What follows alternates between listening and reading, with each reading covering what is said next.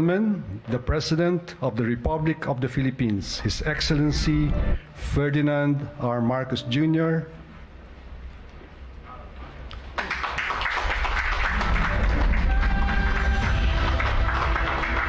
Thank you, Secretary Benjokno, for your introduction. The members of the Cabinet who have come here, please, who have come to join us this evening. Vice President Sara Duterte and a member of the Philippine delegation, House Speaker Martin Romualdez. Of course, Pasay City Representative Antonino Calixto and Mayor Imelda Calixto Rubian. Good evening. And the Armed Forces of the Philippines Chief of Staff, Lieutenant General Bartolome Bacaro, other major service commanders, the PNP Chief, General Juna Surin, fellow workers in public service, ladies and gentlemen, good evening. I'm very happy that I am able to report the results of the 29th Apec leaders meeting that I have just come back from in Bangkok.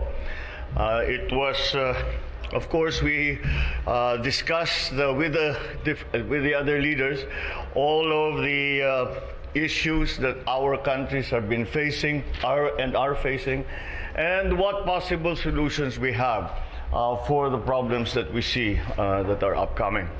And the most important thing that I was able to surmise or to understand from this meeting was very simple, that it is very encouraging, because the problems as we have identified them seem to be the same problems for most of the countries. In other words, we have a consonance of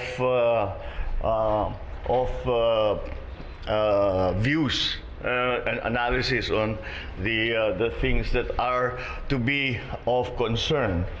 And furthermore, the solutions for that are things that we now have formulated.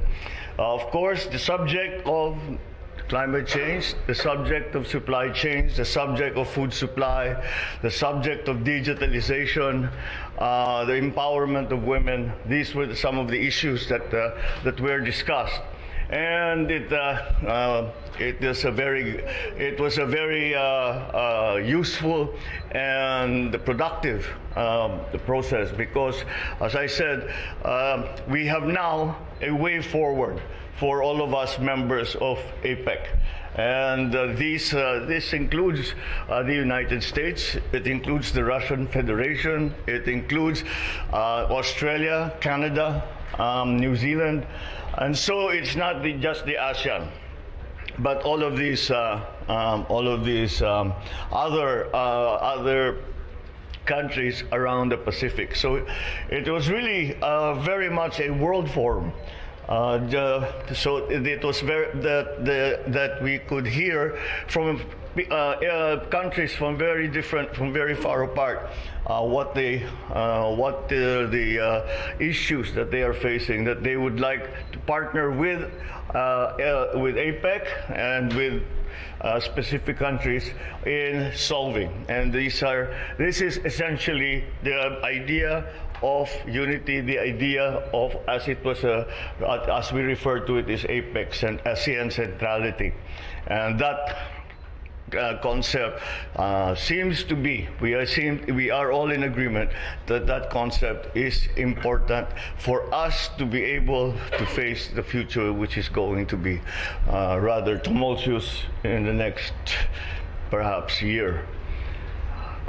Besides the plenary sessions that we had, where we hear from every single member economy, as it is referred to, Besides that, I had several bilateral meetings. Bilateral meetings are meetings that you have direct one-on-one with another leader of another country outside, sort of on the fringes rather, of the summit. And that was also very useful because, in a sense, one of the most important things, at least for me, was the reason I thought that I must attend these conferences is that I know now I have spoken to, I have discussed many issues with all the leaders of our region, of the Asia Pacific. So that is they now know me, and they know what I'm about. We have discussed things. They know what the Philippine position is on several issues, and the bilateral meetings that are held on the side of the actual summit. The bilateral meetings are for us to forge stronger relations with different countries, up to, as I said, once again, France. President Macron was there, and we had a very fruitful discussion. And Canada, which is, you would think, was very far away, but nonetheless, is involved in itself very much in the Apec. So this kind of partnerships that I have spoken about before, it turns out is also the way forward as the APEC leaders see it. The bilateral meetings that we had, we were able to tackle specifics in terms of the relationship between our two countries, where we could help each other. I asked that about agriculture. I would ask about energy. I would, depending on who we were meeting. We were even able to get an agreement from the Kingdom of Saudi Arabia for the payment of the claimants who have not been able to be paid because the pandemic bankrupted their employer. So that is it's a tangible thing that was as a result of the bilaterals. There are new agreements that we are going to pursue to develop with Canada and with France, possibly. There, of course, with the other bilaterals that we had, we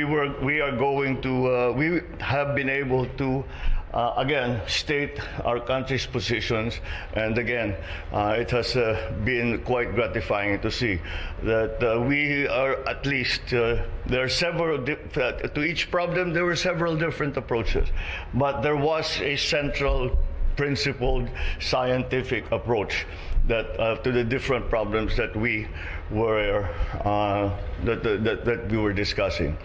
The overarching global concern for everyone is and should be the climate change issues that are coming. Every discussion that we had, you can talk about the economy, you can talk about geopolitics, you can talk about anything.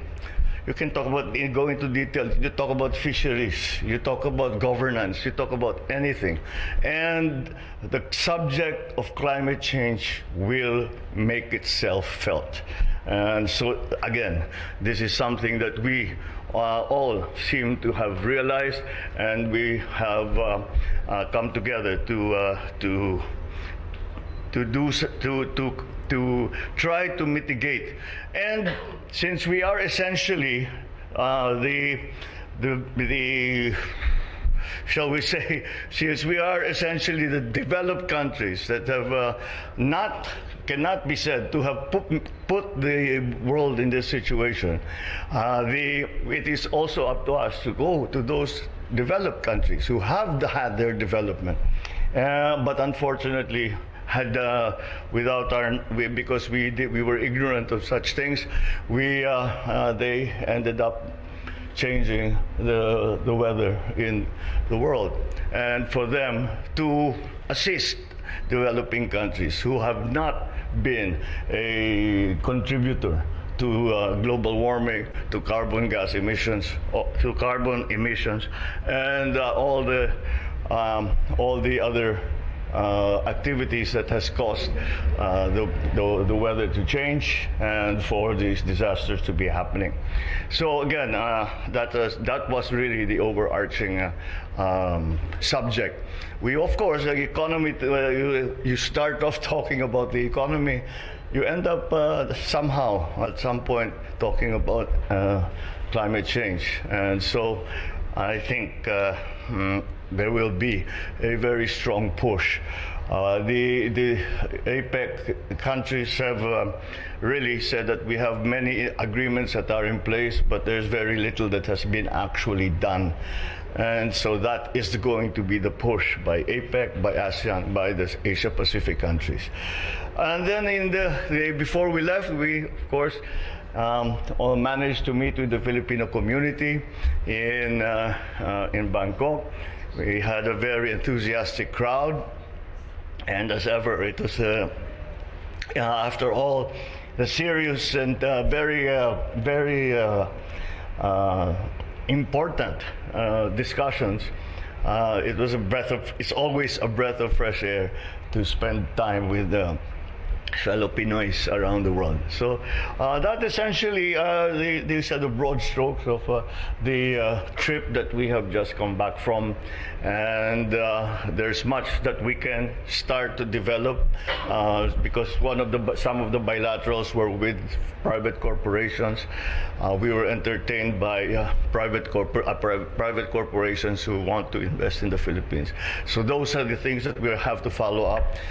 We have much to do to play our part in APEC, and we will undertake all that so that we will contribute to the success of this region, because the ultimate, in terms of the economies, the ultimate aspiration is for the APEC region, Asia-Pacific region, to return to its old role as the driver of the global economy.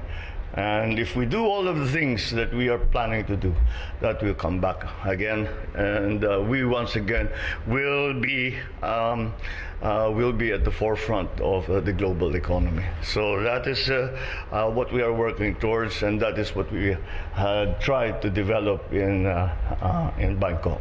Thank you very much, and good evening.